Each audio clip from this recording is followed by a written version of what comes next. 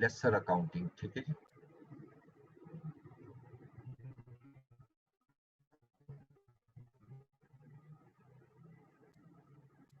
Finance lease हम पढ़ रहे हैं और आज हम डिस्कस करेंगे laser accounting.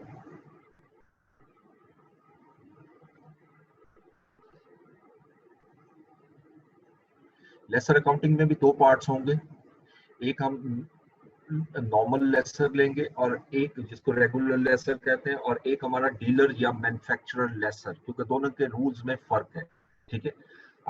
Laser is a person who basically provides asset to the lessee, ठीक है, जो लेसी को एसेट प्रोवाइड करता है for specified period of time के लिए, कि जी वो उसको यूज करे अगेंस्ट वो रेंटल रिसीव करता है। लेसर जो है वो लेसी से रेंटल रिसीव करता है, ठीक है। तो पहली चीज तो ये है कि जिस वक्त एक एसेट है, सपोज ये एक एसेट है, वो एसेट लेस बाय कर रहा है फॉर लेसी, और लेसी को दे रहा है। और चूंकि हम पढ़ चुके हैं फाइनेंस लीज के अंदर रिस्क और रिवॉर्ड जो है वो लेसी के पास आ जाता है, रिस्क एंड रिवॉर्ड वो हमारा लेसी के पास होता है। तो सब्सटेंस ओवर फॉर्म के तहत हम लेसी की बुक में right of use asset recognize करते हैं। In the lessee book always remember no asset shall be recognized. इसमें एसेट रिकॉग्नाइज नहीं होगा,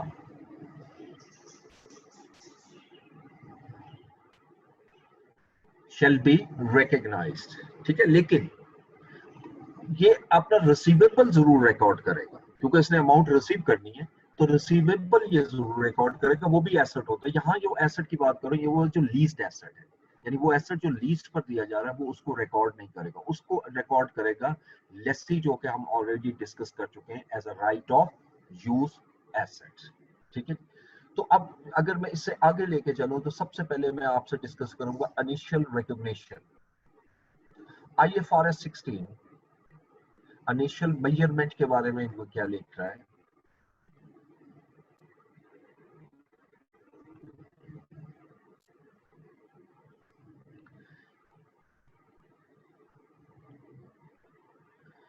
कि lesser shall recognize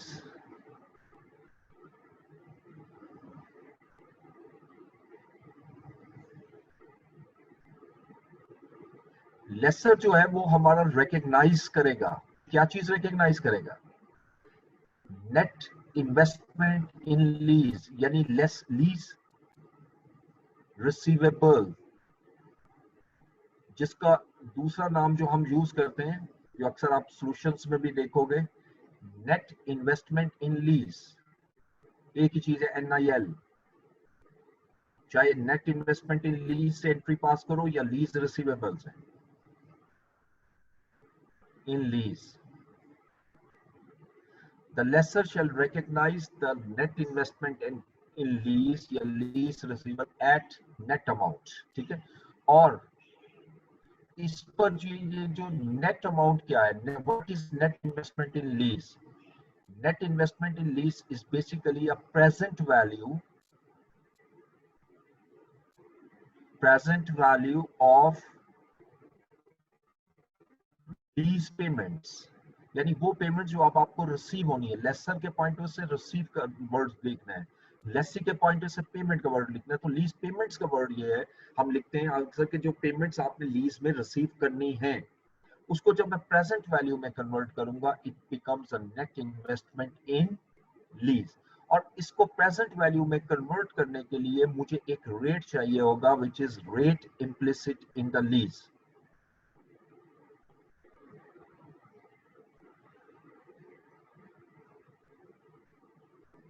rate implicit in the lease,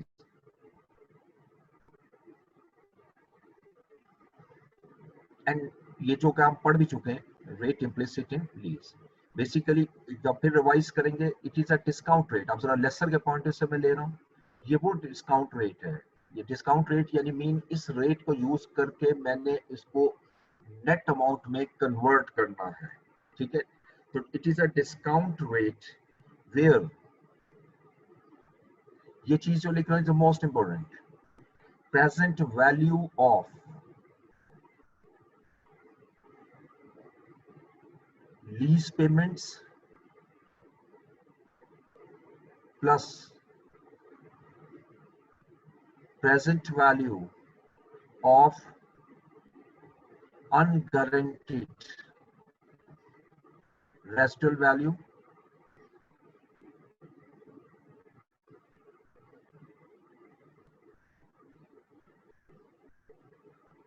must be equal to fair value of asset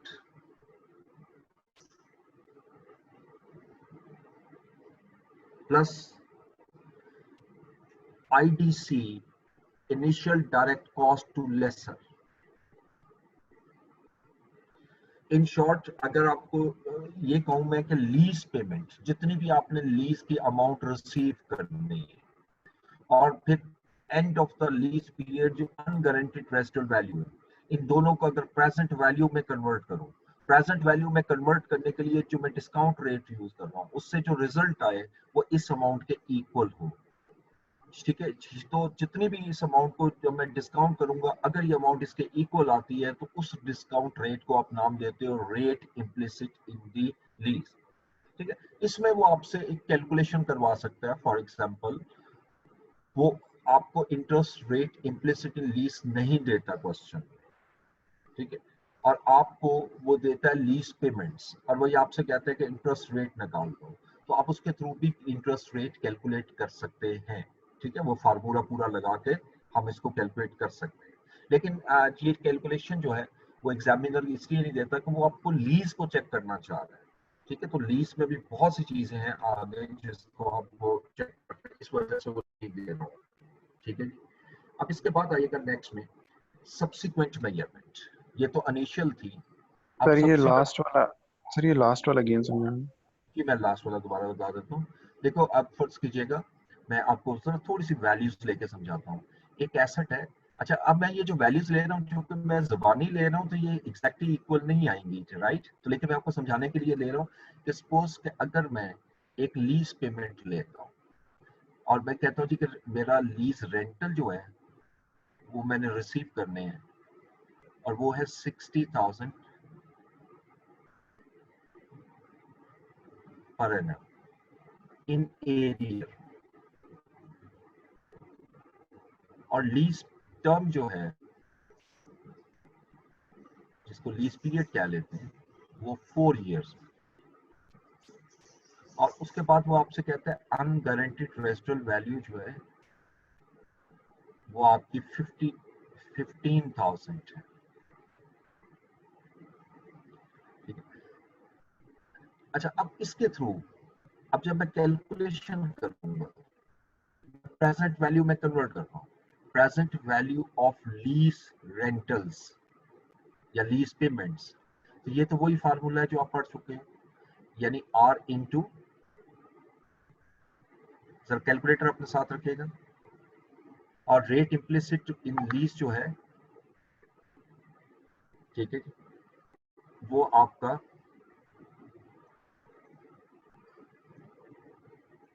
10.525% है।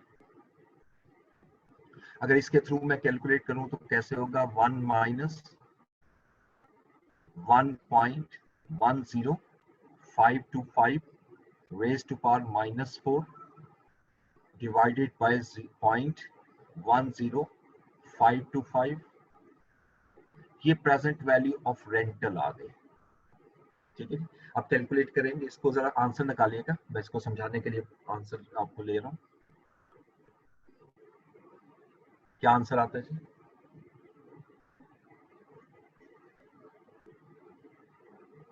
188,050 0.50 okay.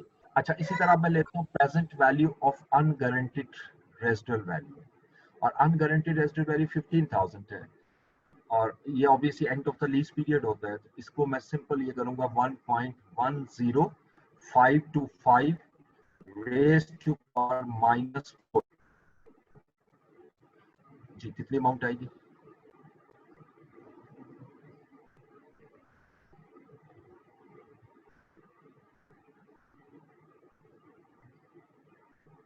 One double 1052।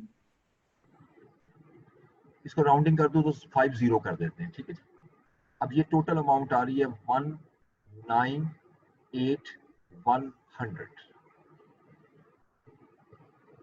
ठीक है। अब वो आपको फर्दर डाटा भी दे रहा है, वो मैं इसलिए अब लिख रहा हूँ क्योंकि जो एग्जामिनेशन में तो क्वेश्चन बना के वो देता है, तो हम तो ये बना रहे हैं इसलिए मैं बाद में लिख रहा हूँ। वो हमें फेयर वैल्यू ऑफ एसेट दे रहे हैं, और फेयर वैल्यू ऑफ एसेट वो कहते हैं जी 195,000। ये एसेट 195 का है, और जो आईडीसी है टू लेसर वो उसने हमें दी है 3,100। ये क्वेश्चन में गिवन, तो 198,100 की अमाउंट आ रही है। ये चीज आप जरा गौर से देखिएगा, यानी वो इसकी डेफिनेशन में वही लिखता है कि जो रेट इम्प्लिसिट इन लीज एक ऐसा रेट होता है जो कि इक्वल कर देता है जब मैं रेंटल को और अनगारंटीड रेजिडुअल वैल्यू को मैं प्रेजेंट वैल्यू में कन्वर्ट करता हूँ, तो ये इक्वल कर देता है किस अमाउंट के? Fair value of asset plus ITC, ठीक है। अब क्वेश्चन में अक्सर ये एग्जैक्टली इक्वल नहीं आता, राउंडिंग में इक्वल आता है। मिसाल के तौर पे हो सकता है जैसे मैंने इसको यही राउंडिंग कर दी थी ना, ये 48 है तो 198098 आंसर आएगा, तो यहाँ 198,100 आ रहा है, तो 100 का जो 2, 3, 5, 10, 15, 20 का डिफरेंस आता रहता है, तो हम उसको इग्नोर करते हैं, ठीक है। तो उस रेट को हम नाम देते हैं रेट इम्प्लिसिट इन लीज। ये मैंने पॉइंट सिर्फ डेफिनेशन के हवाले से आपको क्लियर किया। आप समझ आ गई इस बात की? Okay sir, okay sir, thank you. अच्छा जी, अब आइएगा subsequent measurement. Subsequent measurement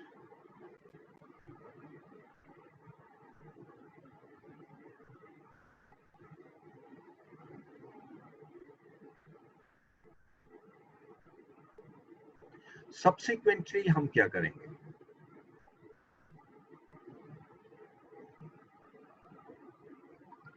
find NIL, net investment in lease, shall be increased. NIL का मतलब क्या है? Net investment in lease. Net investment in lease, अब इसको थोड़ा सा आगे जाने से पहले यहाँ फिर आइएगा। ये हमारे लेसन अकाउंटिंग में दो वर्ड यूज होते हैं, एक होता है ग्रॉस इन्वेस्टमेंट इन लीज। ये जो ऊपर क्वेश्चन हमने सॉल्व किया हुआ है तो यही से मैं आपको समझा सकता हूँ, gross investment in lease, GIL। GIL वो अमाउंट है जो विदाउट डिस्काउंटिंग है, यानी जितनी पेमेंट मैंने रिसीव करनी है इस लीज के अगेंस्ट, इस लीज्ड एसेट के अगेंस्ट, सारी की सारी पेमेंट जो है वो ग्रॉस इन्वेस्टमेंट इन लीज है। मसलन इसी क्वेश्चन में मैंने 60,000 रिसीव करना है 4 इयर्स के लिए, तो 60 इंटू 4 दैट इज 240,000 एक अमाउंट रिसीव करनी है, और इसको मैंने देखें डिस्काउंटिंग नहीं की, और अनगारंटीड रेजिडुअल वैल्यू जो है वो मुझे मिलेगी 15,000, यानी टोटल अमाउंट जो मेरी रिसीव होगी वो 215 है। ये मेरा जो अमाउंट कैलकुलेट हुई है 255,000, this shall be known as GIL, यानी whatever the amount which is receivable या which shall be received by the lessor from lessee or any other source, this is known as, जैसे unguaranteed जरूरी नहीं है कि लेसी दे, ठीक है। तो 255,000 ये जितनी अमाउंट आएगी वो ग्रॉस इन्वेस्टमेंट इन लीज होगी। और अगर इन्हीं चीजों को, ये जो दो लिखी हैं, इनको जब मैं प्रेजेंट वैल्यू में कन्वर्ट करता हूँ जो अभी ऊपर किया हुआ है आपने, this become non as net investment in lease 198,100। अब इसका जो डिफरेंस आ रहा है,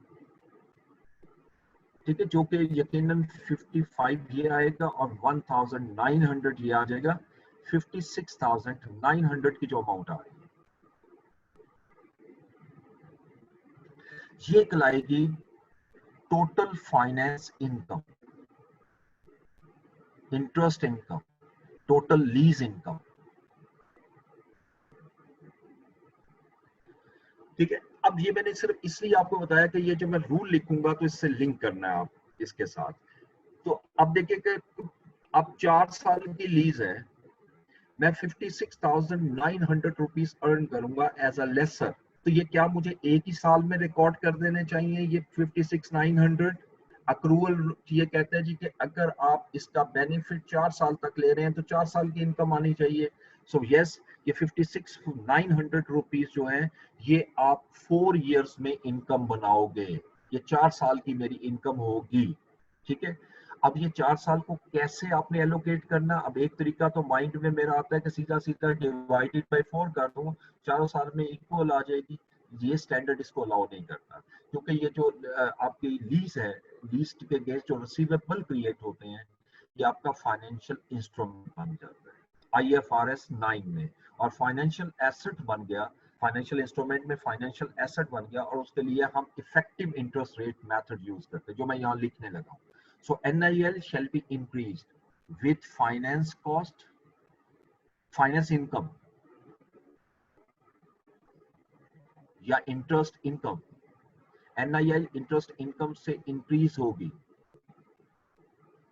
by using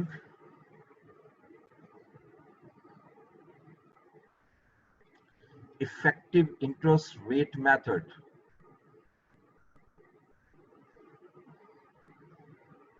Interest rate method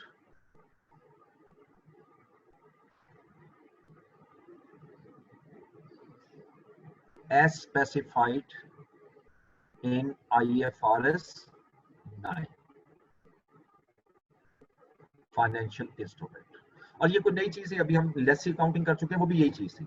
वहां सिर्फ फाइनेंस कॉस्ट है और यहाँ फाइनेंस इनकम आएगी, बाकी कोई फर्क नहीं है। और ये जो इफेक्टिव इंटरेस्ट रेट मेथड में जो आप लगाएंगे, वो अभी मैंने आपसे डिस्कस किया, rate implicit in the lease होगा। और अगर किसी क्वेश्चन में रेट इम्प्लिसिट इन लीज नहीं गिवन है आपको, तो फिर आपने जो आपको सेकंड रेट दिया होगा वो इंक्रीमेंटल बोरिंग रेट होगा। तो उस सूरत में हम इंक्रीमेंटल बोरिंग रेट यूज करते हैं, और ये हमारी अजम्पशन होती है कि इंक्रीमेंटल बोरिंग रेट जो है वो हमारा इक्वल है rate implicit in the lease, इसलिए हम उसको यूज कर रहे होते हैं। लेकिन अगर दोनों रेट दे देता है एग्जामिनर, तो फिर आपको, जैसे मैंने पहले भी बताया था, then we will only use the effect, only use the rate implicit in lease. अब ये दूसरा इफेक्ट इसका क्या होगा? Finance income shall be recognized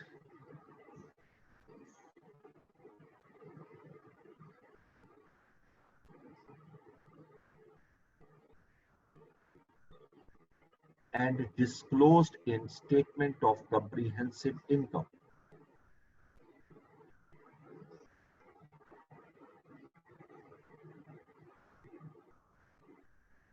Number 3, NIL shall decline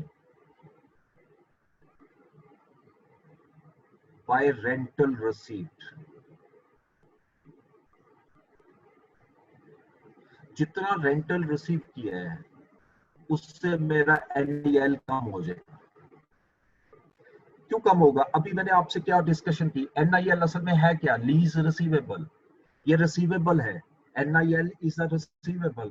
जिस वक्त आप रेंटल रिसीव कर लेते हो तो रिसीवेबल अमाउंट ऑटोमेटिकली डिक्लाइन हो जाएगी ना।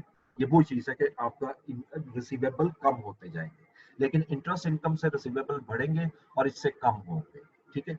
अब अगर यहाँ देखें इसी एग्जांपल को, मैं नेक्स्ट स्लाइड में आ जाता हूँ।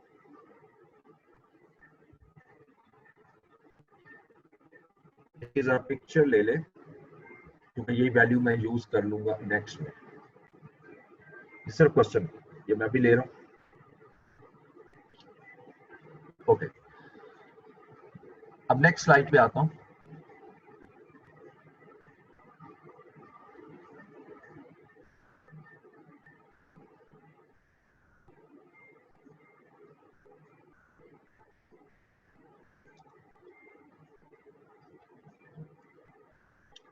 देखिए, जो डाटा हमने लिया था इसके मुताबिक हम पहले स्केड्यूल बनाएंगे। अब स्केड्यूल अगर बनाएंगे तो किस तरह बनाएंगे? उसी तरीके से सबसे पहले आप डेट लिखोगे या ईयर लिखोगे, जो भी आपको गिवन है, और यहाँ मैं लिखूंगा लीज, NIL लिख लो, लीज रिसीवेबल की बजाय NIL ब्रॉट फॉरवर्ड। ये ओपनिंग बैलेंस आ जाएगा नेट इन्वेस्टमेंट इन लीज का। फिर उसके बाद फाइनेंस इनकम आएगी एट अ रेट ऑफ, हमने उसमें रेट इम्प्लिसिट इन लीज लिया था 10.525%। और उसके बाद फिर जो आप रेंटल रिसीव कर रहे हो, जितना आप रेंटल रिसीव कर रहे हैं वो यहां पर आ जाएंगे। और उसके बाद नेट इन्वेस्टमेंट इन लीज का क्लोजिंग बैलेंस आ जाएगा।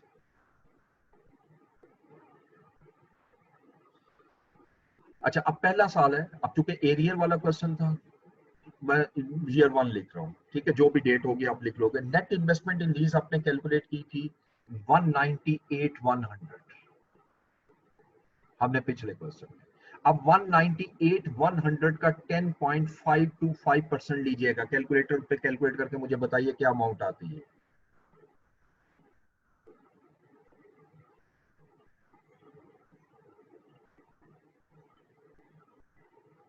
Two zero eight 50.025. 20850, Yes, 0.025. ठीक है, इसको राउंडिंग कर दिया तो 20,850। और मैंने अभी जैसे बताया था कि जितनी फाइनेंस इनकम होगी उससे नेट इन्वेस्टमेंट इन लीज मेरी इंक्रीज हो जाएगी। और जितना रेंटल रिसीव करूंगा, अब रेंटल उसने हमें दिया हुआ था क्वेश्चन में 60,000, जितना रेंटल मैं रिसीव करूंगा उससे मेरा नेट इन्वेस्टमेंट इन लीज कम हो जाएगी। अब अगर इसको प्लस माइनस कीजिएगा क्या आता है आंसर?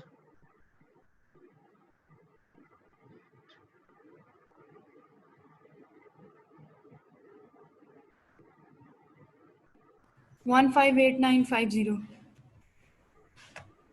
158950, ठीक है।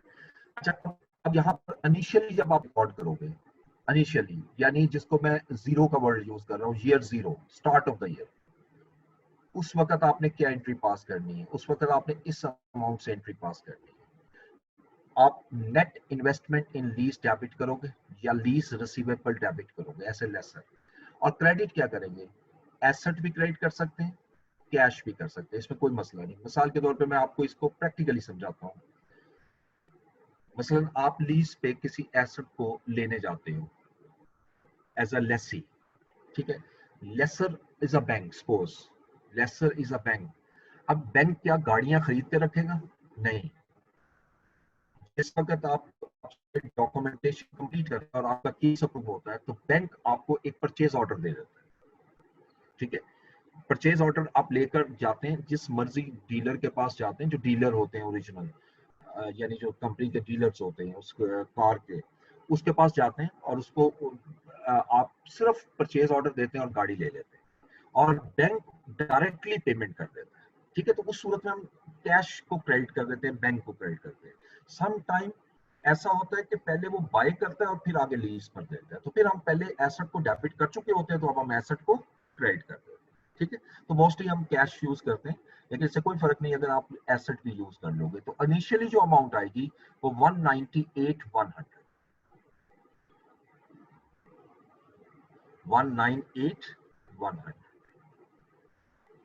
अच्छा, उसके बाद नेक्स्ट आइएगा ईयर 1 एंड पे, यानी ईयर एंड, वो ईयर 1 बन जाएगा ना, जब साल खत्म होता है उसको हम 1 कहते हैं। अब मुझे दो एंट्री पास करनी है। अभी जैसे मैंने आपको कहा था finance income NIL shall increase due to finance income calculated at effective interest rate। ये जो फाइनेंस इनकम आपने कैलकुलेट की है, इससे मेरा रिसीवेबल अमाउंट बढ़ जाएगी, यानी NIL will increase। NIL debit करूंगा नेट इन्वेस्टमेंट इन लीज, और इसके अगेंस्ट मैं क्रेडिट करूंगा फाइनेंस इनकम जो के, या इंटरेस्ट इनकम जो कि हमारी स्टेटमेंट ऑफ कंप्रीहेंसिव इनकम में ट्रांसफर हो जाएगी 20,850। अब देख लो, ये जैसे मैंने NIL डेबिट किया ये प्लस हो। और नंबर 3 पे मैंने आपको बताया था कि NIL will decline with the lease rentals, और ये डिक्लाइन होगा लीज रेंटल से।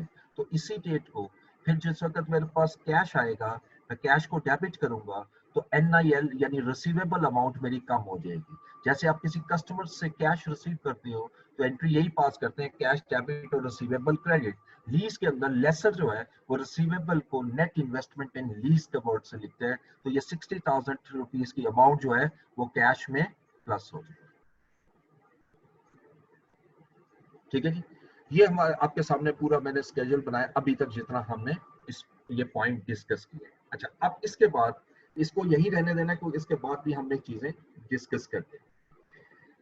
अच्छा, अब इसके बाद चूंकि मेन चीज आ जाती है डिस्क्लोजर। डिस्क्लोजर में आपने करना क्या होता है, इसका डिस्क्लोजर थोड़ा सा डिफरेंट होता है लेसी अकाउंटिंग से। अब ये कंप्लीट डिस्क्लोजर यहीं से बना रहा हूं तो मुझे 1 साल और लेना पड़ेगा। पहले साल के एंड पे अगर मैं करता हूं तो 1 साल की कैलकुलेशन मस्ट करनी है, ताकि करंट और नॉन करंट पोर्शन को मैं सेपरेट कर सकूं। 158,950 ओपनिंग बैलेंस आ गया जो क्लोजिंग बैलेंस था। अब फाइनेंस कॉस्ट प्लीज दोबारा निकालिएगा, 10.5 to 5%, 16,730. 730। ठीक है, और रेंटल तो वही आएंगे 60,000। आप इसको प्लस माइनस कीजिएगा,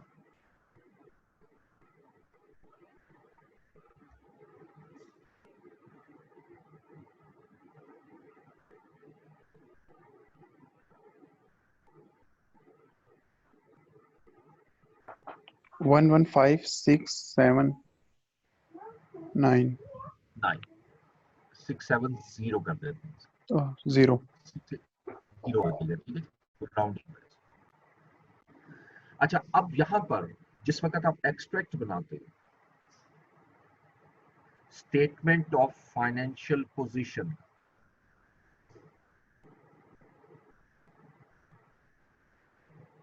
जब मैं नॉन करंट एसेट में आता हूं तो यहाँ एसेट लीज एसेट तो रिकॉर्ड नहीं हो सकता ना। यहां पर हम रिकॉर्ड क्या करेंगे, net investment in lease.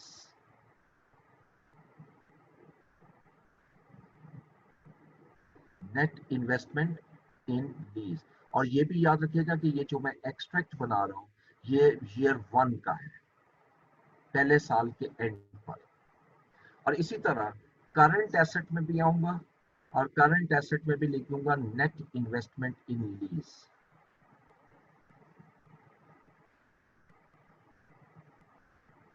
Net investment in lease.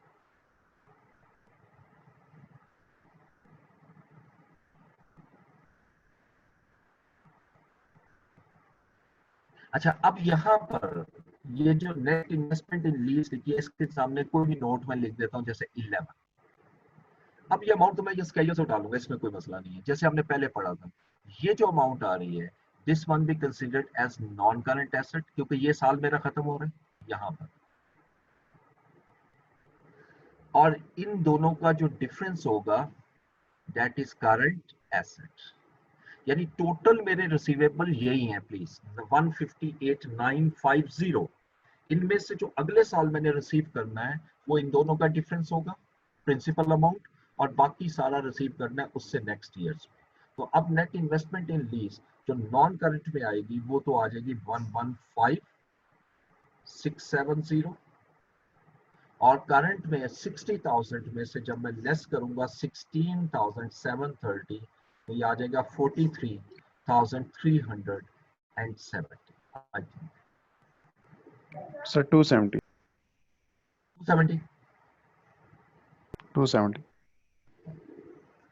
अच्छा, इन दोनों को प्लस करें, मुझे लग रहा है कि ये 158,950 की इक्वल नहीं आ रहा। चेक इट, कैलकुलेशन एरर हुई।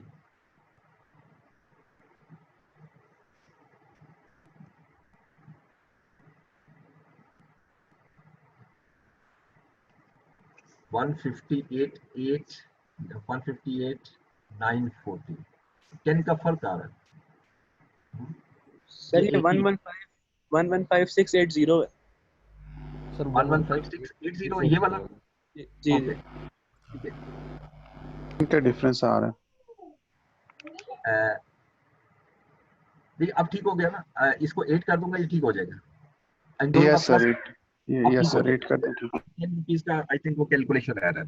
एनीहो, अच्छा आप ये नोट देखिएगा, note 11। Net investment in lease, इसको मैं NILE लिख रहा हूं। अब इसमें सबसे पहले आपने लिखने हैं रेंटल रिसीव, ये पूरा इसी तरह आपने बनाना है, रेंटल रिसीवेबल्स। अभी मैं रेंटल्स की बात कर रहा हूँ, प्लीज आपने ये याद रखना है, जो मैंने आपको लास्ट ये एग्जांपल जो लिखी थी पिछले स्लाइड पर, 60,000 का मेरा रेंटल है और कितने साल मैंने रिसीव करना है ओवरऑल, पहले ओवरऑल बात कीजिएगा मुझसे, ओवरऑल 4 साल की लीज है, यानी 60,000 मैंने 4 साल में रिसीव करना है, लेकिन 1 साल मुकम्मल हो चुका है। जब when 1 year has been completed, it's very clear कि आप 1 rental we have already received। अब मजीद रिसीवेबल कितने हैं, 3 रेंटल्स, मैं इसको 3 से मल्टीप्लाई करूं, 60,000 into 3 which is equal to 180,000। ठीक है, इसके बाद आप लिखोगे unguaranteed residual value, unguaranteed residual value, और वो क्वेश्चन में हमने कितनी ली थी, 15,000। ठीक है, अगर आप चेक करो तो 15,000। अब इसको जब मैं प्लस करूंगा 195,000, इसके सामने क्लैरिटी में आपने लिखना है ग्रॉस इन्वेस्टमेंट इन लीज, ये उसकी डिस्क्लोजर रिक्वायरमेंट है कि ग्रॉस इन्वेस्टमेंट इन लीज भी शो करो। अब उसके बाद नेट इन्वेस्टमेंट लीज हमारे पास है, इस साल के एंड की ये है 158,950। इनका जो ग्रॉस इन्वेस्टमेंट इन लीज और नेट इन्वेस्टमेंट इन लीज का जो डिफरेंस होता है वो फाइनेंस इनकम होती है। ठीक है, जो टोटल फाइनेंस इनकम, तो यहां से अब मैं लेस कर दूंगा, इसमें लिखूंगा unearned finance income, unearned finance income. अच्छा, अब अनअर्न्ड फाइनेंस इनकम कहां से आएगी, ये जो स्केड्यूल बना होता है, ये स्केड्यूल में देखो ये फाइनेंस इनकम आ रही है, ये वाली इनकम हम अर्न कर चुके हैं, क्योंकि 1 साल मुकम्मल हो गया तो ये इनकम अर्न हो चुकी है। इससे आगे जितने भी हैं, रेंटल 2, रेंटल 3, रेंटल 4, जितनी इनकम आ रही है, इसको जब मैं प्लस कर लूंगा वो अनअर्न्ड फाइनेंस इनकम हो। लेकिन यहाँ मैंने पूरा स्केड्यूल नहीं बनाया और ये पॉसिबल भी नहीं होता पूरा। बाद अगर वो एग्जामिनर 10 साल का क्वेश्चन दे दे, क्या 10 साल का स्केड्यूल बनाएंगे, there is no need to prepare the whole schedule, ये याद रखना है। हम इसको बैलेंसिंग फिगर लाते हैं, क्योंकि बाकी हो गई अर्न, यानी net investment in lease. Even IFRS 16 कि आप डेफिनेशंस में जाओ ओरिजिनल स्टैंडर्ड की, वहां अनअर्न्ड फाइनेंस इनकम की डेफिनेशन में लिख ही ये रहा है, the difference between GIL and NIL, gross investment in lease and net investment in lease. और नेट इन्वेस्टमेंट इन लीज जो है वो मेरी है दिस 158,950। अब 195,000 में से 158,950 हम लेस कर रहे हैं तो कितना आ जाएगा जी, 31,050, नहीं 36,050। 36,050।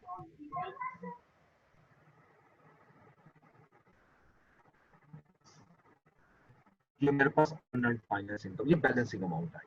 अच्छा, ये नेट इन्वेस्टमेंट लीज निकल आई। अब इसमें से आप लेस करोगे करंट पोर्शन।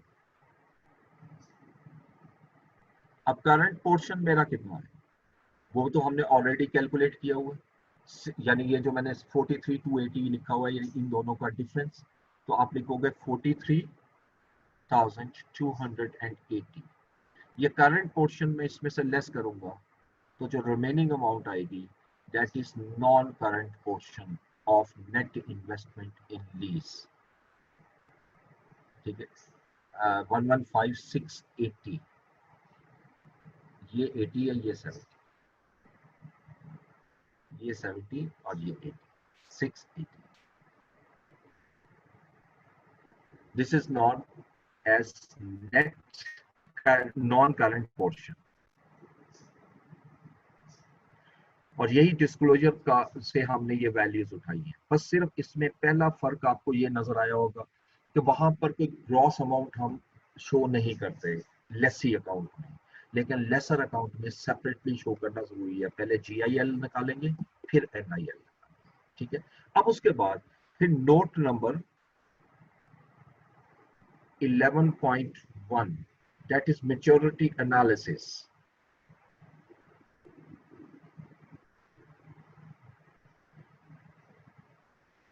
अच्छा, एसेट के केस में यानी लेसर के केस में आपने मस्ट 1 ईयर शो करना है हर साल, यानी लेस देन 1 ईयर लिखूंगा पहले मैं।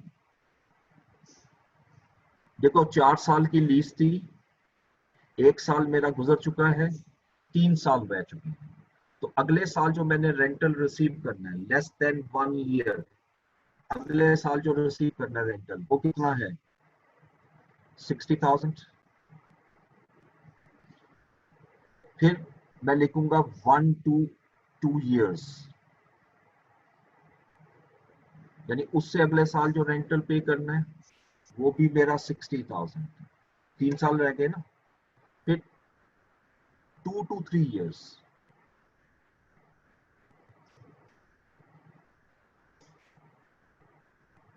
इसमें जो आपने रेंटल पे करना है 60,000 प्लस अनगारंटीड रेजिडुअल वैल्यू आपको रिसीव होगी 15,000 विच इज इक्वल टू 75,000। इन तीनों को प्लस कर लें 195,000, ये GIL के इक्वल होना चाहिए, ठीक है जी। इसके डिस्क्लोजर में और लेसी के मैच्योरिटी एनालिसिस के डिस्क्लोजर में एक फर्क है। लेसी की अकाउंटिंग में हम क्या करते थे, लेसी में हम लिखते थे लेस देन 1 ईयर, ये लेसी अकाउंट। फिर 1 to 5 years, यानी ग्रेटर देन 1 ईयर, इसको हम 2 to 5 भी कहते हैं, 1 to 5 भी, greater than 1 year but less than 5 years, और फिर ग्रेटर देन 5 years। लेसर के केस में ऐसा नहीं करना प्लीज। लेसर के केस में आपने पहले लेस देन 1 ईयर करना है, तो लेस देन उल्टा लिख रहा हूं, एनी लेस देन 1 ईयर, फिर आपने 1 to 2 years, 2 to 3 years, 3 to 4 years, 4 to 5 years, और फिर आपने लिखना है मोर देन 5 years। ये लेसर और लेसी में बेसिक डिफरेंस है। इसका हर साल आपने अगला शो करना है अप टू 5 years। अगले 5 साल में हर साल में कितनी कितनी अमाउंट आपको ग्रॉस रिसीव होगी वो आपने अलग-अलग शो कर दी है। तो लेसर का मैच्योरिटी एनालिसिस जो है वो ज्यादा होता है। अच्छा, अब इसकी बेसिक दोनों में रीजन क्या है, ये IFRS 9 की मैं डिस्कशन कर रहा हूँ क्योंकि वो इसका हमारे सिलेबस में नहीं था, इम्पेयरमेंट, ठीक है।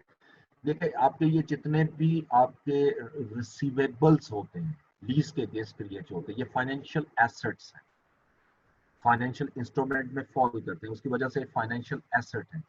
Financial asset are subject to impairment loss, liability पर इम्पेयरमेंट एप्लीकेबल नहीं होती, ठीक है।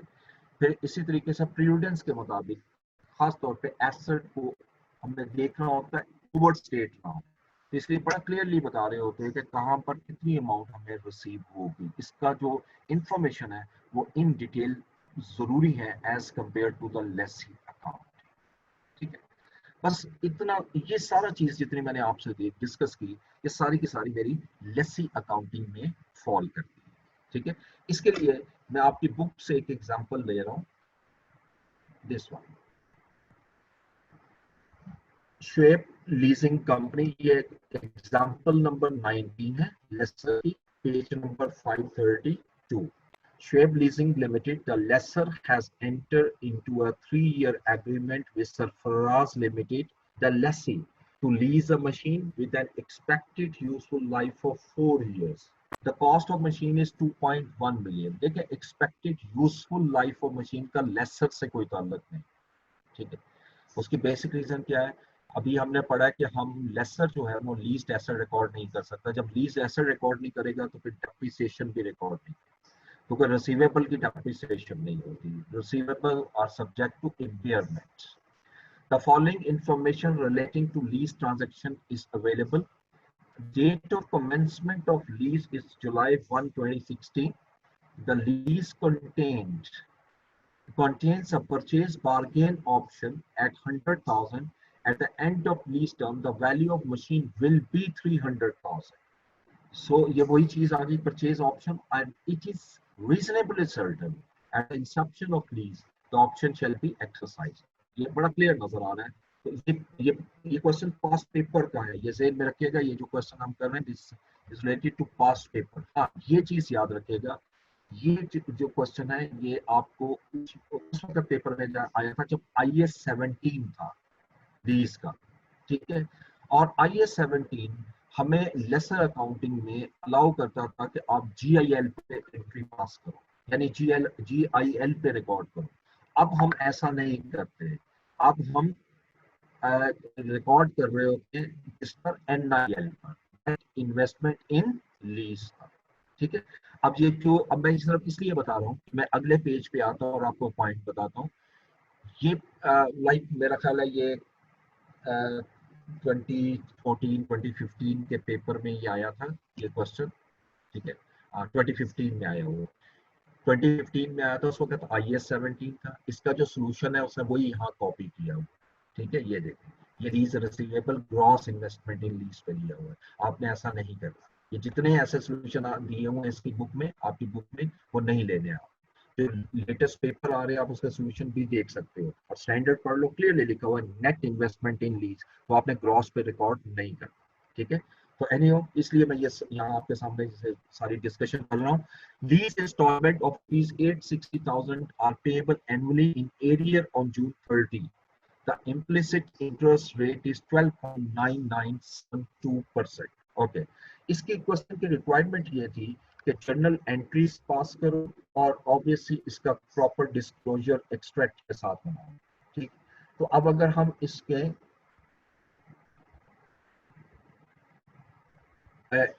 एक्सेल फाइल ओपन कर लेते हैं, उसमें जरा कन्वीनियंट हो जाएगा कैलकुलेशन।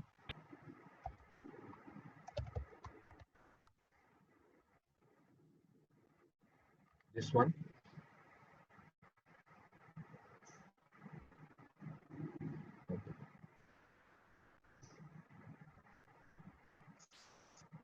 तो सबसे पहले जर्नल एंट्रीज पास करने से पहले मुझे स्केड्यूल बनाना पड़ेगा, राइट। उसके बगैर मैं एंट्री पास नहीं कर सकता।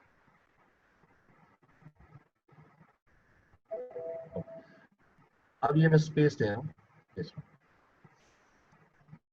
जनरल एंट्रीज के लिए। क्वेश्चन एग्जांपल है मेरे पास 16, 19 श्वेब लीजिंग।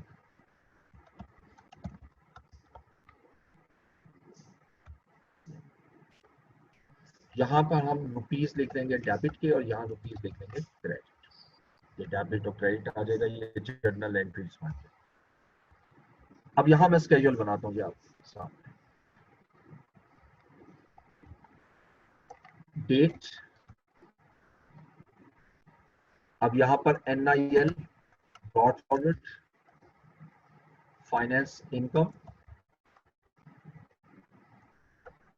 देन रेंटल्स, और उसके बाद NIL carry forward. Let's start.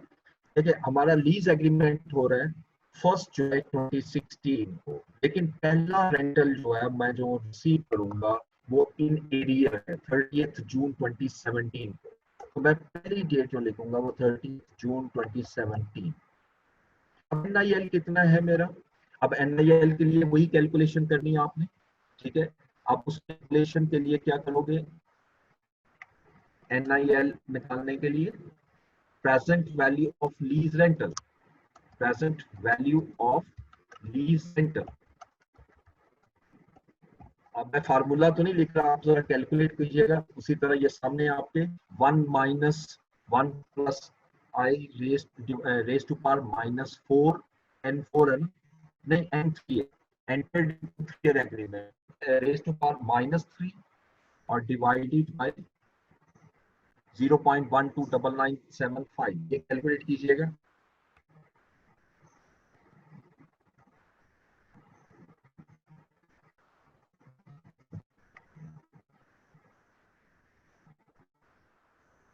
(1.129975) raised to power -3, 1 minus answer divided by 0.129972 into 860,000। ये अमाउंट आ रही है 20,30,688 राउंडिंग में, ठीक है। ये रेंटल्स हैं। अब मैं लूंगा present value of purchase option, ठीक है। अब परचेज ऑप्शन जो है, चूंकि ऑप्शन है, इसको हम residual value, unguaranteed residual value ले लेता हूं। अब देखें ये कितनी अमाउंट है, 100,000। परचेज बार्गेन है 100,000। 100,000 को अगर मैं प्रेजेंट वैल्यू में कन्वर्ट करूं, 1.12, इंटरेस्ट रेट क्या था 1.129972 raise to power -3 into 100,000, which is equal to 69,310, 69,310। अब इसको प्लस कर ले, दिस इज NIL, इसको प्लस किया 2099998 और एसेट की वैल्यू क्या है 2.1 मिलियन, तो ये भी 2.1 मिलियन ही है। इसको हम राउंडिंग कर देते हैं, तो मैं स्टार्ट 2099998 से नहीं करूंगा, मैं 2.1 मिलियन से करूंगा, ठीक है। अब फाइनेंस इनकम निकालनी है, और फाइनेंस इनकम है 129972 इंटू 129972, ये मेरी फाइनेंस इनकम होगी, ये ऐड हुई, और जितना मैं रेंटल रिसीव करूंगा वो मैंने माइनस कर दिया 860। तो अब देखिएगा क्लोजिंग बैलेंस क्या आया 1512। अब मैं ये पूरा स्केड्यूल आपके सामने बना रहा हूँ 1318। अब इसी अमाउंट को जो आपका क्लोजिंग बैलेंस है इसको ओपनिंग ले आते हैं 1512। अब इसी को कॉपी करूंगा तो ये खुद ही कैलकुलेट कर देगा, ये टाइम मेरा सेव हो जाएगा। अब मैं आपको समझा देता हूँ, ये जो अमाउंट 196,640 आई है वो इस अमाउंट पे कैलकुलेट होगी फाइनेंस इनकम, रेंटल माइनस होगा तो क्लोजिंग बैलेंस आ जाएगा। अब 30 जून 2019 में आते हैं, यही जो क्लोजिंग बैलेंस है ये मेरा ओपनिंग बैलेंस हो जाएगा, ये देखिएगा 849,581। अब मैं अलग अलग ले रहा हूँ, फाइनेंस इनकम कैलकुलेट की इस अमाउंट पर 110,422। अब जो इस साल मैंने रेंटल रिसीव करना है वो सिर्फ रेंटल नहीं है बल्कि 100,000 भी मुझे रिसीव होगा, तो 960,000 की अमाउंट मैं यहाँ लिखूंगा, 860 की बजाय 960, 3 ईयर्स की है ना, ये 960,000। अब जरा क्लोजिंग बैलेंस निकालिएगा तो डिफरेंस आएगा, ये देखो 3 रुपीज का डिफरेंस आ रहा है, यानी प्लस में ज्यादा है। तो मैं क्या करता हूँ, इस इनकम को यहाँ पर राउंडिंग में कम करता हूँ, यानी आखिरी साल जाके आपने सिर्फ एडजस्टमेंट करनी होती है ताकि net investment in lease zero हो जाए।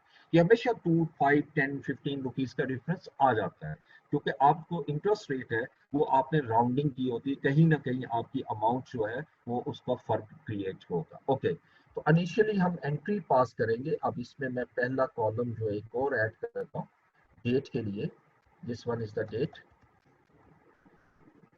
ओके,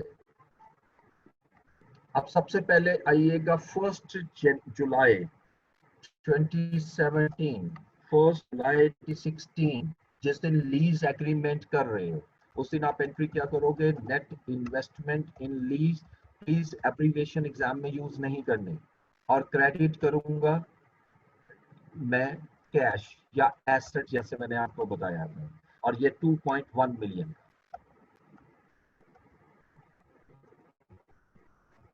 ये पहली एंट्री हुई इनिशियल रिकॉग्निशन पर। अब पहला साल की एंट्री करते हैं 30 जून 2017। अब 30 जून 2017 को मैं पहले फाइनेंस इनकम रिकॉग्नाइज करूंगा। जब फाइनेंस इनकम रिकॉग्नाइज करूंगा तो इससे नेट इन्वेस्टमेंट इन लीज मेरी इंक्रीज हो जाएगी, और मैं क्रेडिट कर दूंगा इसके अगेंस्ट फाइनेंस इनकम, ठीक है। और ये कितनी अमाउंट से है 272,941, और यहाँ पर भी मैं डेबिट और क्रेडिट सेम अमाउंट लिख दी। 30 जून 2017 को ही अब आप रेंटल रिसीव कर रहे हो 860,000 का। When we will receive the rental naturally the receivable amount will decline. मैं कैश को डेबिट करता हूँ और मैं क्रेडिट कर दूंगा यहाँ पर नेट इन्वेस्टमेंट इन लीज। ये हमने क्रेडिट की बाय 860। ये एक साल की एंट्री की। हर साल की एंट्री प्लीज इसी तरह होगी। अब हर साल दो दो एंट्रियां होंगी। वो पहली एंट्री इनिशियल रिकॉग्निशन वाली वन टाइम होती है, उसके बाद हर साल आप जो फाइनेंस इनकम में उससे ये एंट्री पास करोगे और जो आप रेंटल रिसीव करोगे उससे ये एंट्री पास करेंगे। ठीक है, अब जरा मैं एक्सट्रैक्ट की तरफ आता हूँ। एक्सट्रैक्ट ऑफ कॉम्प्रिहेंसिव इनकम और extract of statement of financial position. Shoaib leasing company, इसमें वैसे एसओसीआई की वो रिक्वायर्ड नहीं करता, तो हम वही बनाएंगे statement of financial position. Extract as at 30th June 2017। ठीक है जी, अब इसको हम कैलकुलेट करेंगे। इसमें अब क्या किया है, यहां मैं लिख लेता हूं नोट्स और ये रुपीस। ओके, अब यहां पर मेन पहले हेडिंग आती है ना आपकी एसेट्स, ये मेन हेडिंग होती है। अब इसमें सब हेडिंग होती है आपकी non current asset. Non current assets, अब नॉन करंट एसेट्स में हम लिखेंगे नेट इन्वेस्टमेंट इन लीज। और नेट इन्वेस्टमेंट इन लीज कितनी आएगी, नॉन करंट की जो अमाउंट है वो कितनी आएगी। नेट इन्वेस्टमेंट इन लीज आप देख सकते हो आएगी 1512, ये नॉन करंट 849581। इस अमाउंट को हम यहाँ ले आते हैं। ठीक है, उसके बाद करंट एसेट्स।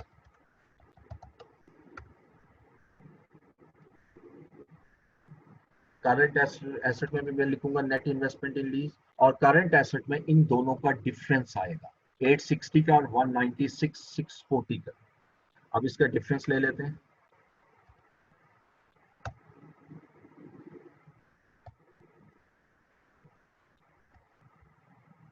इस अमाउंट और इस अमाउंट का मैंने डिफरेंस लिया, ये मेरे पास 360 आ गया। अब इन दोनों को अगर मैं यहाँ प्लस करूंगा तो आप बार में देख सकते हो 1512941 इसके इक्वल है, तो 2017 के। इसको कोई भी नोट दे देते हैं, जैसे अभी हमने डिस्कस किया था, हम इसको note 11 they, note number 11,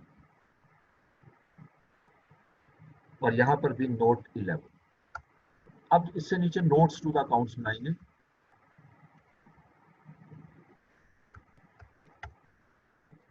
notes to the accounts, इस वक्त चूंकि नोट्स टू द अकाउंट में जिससे बना रहा हूँ वो एज एट ही है, तो इट्स ओके। तो note 11 net investment in lease. अच्छा, अब इसमें सबसे पहले मैं लिखता हूँ रेंटल या लीज रेंटल्स। अब लीज रेंटल मेरे कितने, 860,000 के रेंटल्स हैं मेरे, इनटू, और मेरे कितने रेंटल रिसीव करने हैं, ये याद रखिएगा 17 कंप्लीट हो चुका है। 1 and 2 रेंटल, ओनली 2 रेंटल्स हैं। अब इन 2 रेंटल्स को अगर कैलकुलेट करें तो 860,000 इंटू 2, ये 1720 आ गया। ठीक है जी, उसके बाद फिर आप लोगे बार्गेन ऑप्शन जो है आपको अनगारंटीड जिसको कह लो,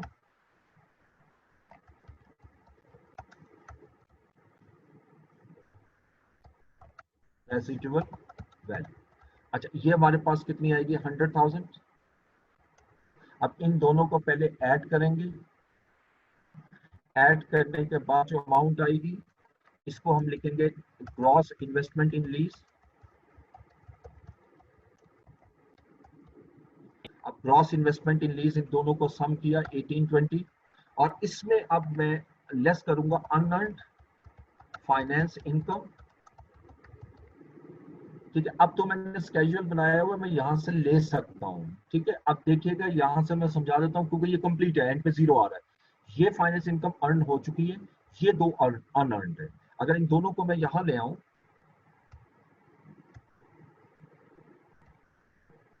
$196 और 110 को,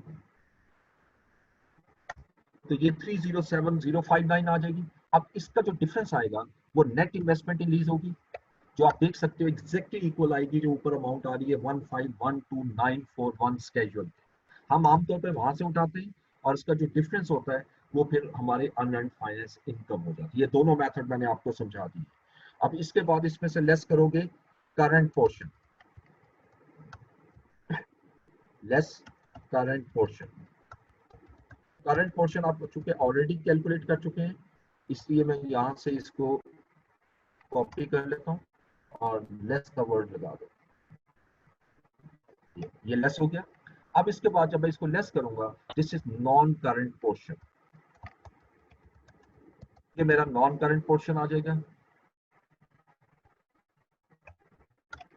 849581। ये अमाउंट आप देख सकते हो नॉन करंट एसेट में नेट इन्वेस्टमेंट इन लीज या लीज रिसीवेबल में हमारी शो हो रही है। अब इसी से नीचे मैं नोट में आता हूं, note 11.1, that is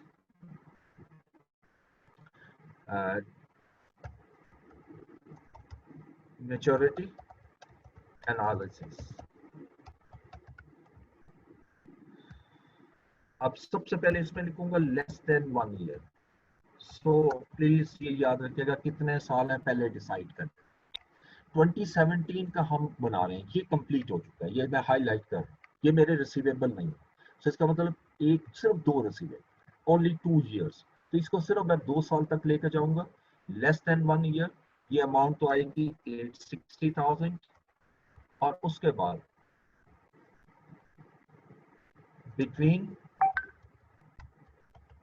1 to 2 years, यानी एक और दूसरे साल के दरमियान जो आप पेमेंट कर रहे हो, वो रिसीव कर रहे हो, वो 2 पेमेंट रिसीव करोगे, एक रेंटल 860,000 का और एक 100,000। तो 960,000 की ये अमाउंट आ जाएगी आपकी यहाँ पर। अब इसको जब मैं प्लस कर लूंगा, this is a maturity analysis, और जैसे मैंने बताया था कि this must be equal to the net in the gross investment in lease, ये उसके इक्वल आ। तो मैच्योरिटी एनालिसिस में आपने एक एक साल को लेके चलना है, 5 साल तक। हाँ, अलबत्ता अगर उससे ज्यादा है तो फिर ग्रेटर देन 5 ईयर कंबाइन कर सकते हैं। 5 साल को सेपरेट शो करना जरूरी है। तो आज आप इतना इसको करेंगे। क्लास सिर्फ आखिरी सेकंड्स हैं, अटेंडेंस के लिए आपने पिक्चर ले ली? जी सर, ले लिया। अच्छा, चले ठीक है। तो अब आप ये जितना भी है इसको जरा रिवाइज कीजिएगा। कल हमारा सबसे इम्पोर्टेंट टॉपिक शुरू होगा इंशाल्लाह, डीलर और मैन्युफैक्चरर लेसन। ठीक है, थैंक यू सो मच।